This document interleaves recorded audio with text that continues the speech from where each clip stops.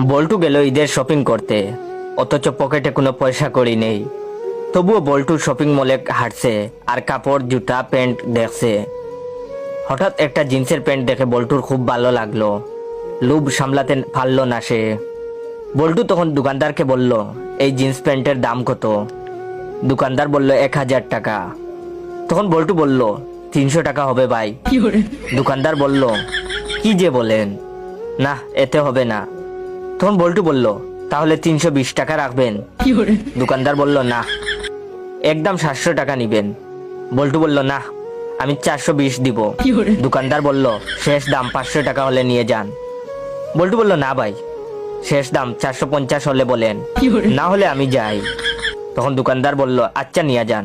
তখন বল্টু পেনটা হাতে নিয়ে দিল এক দৌড়।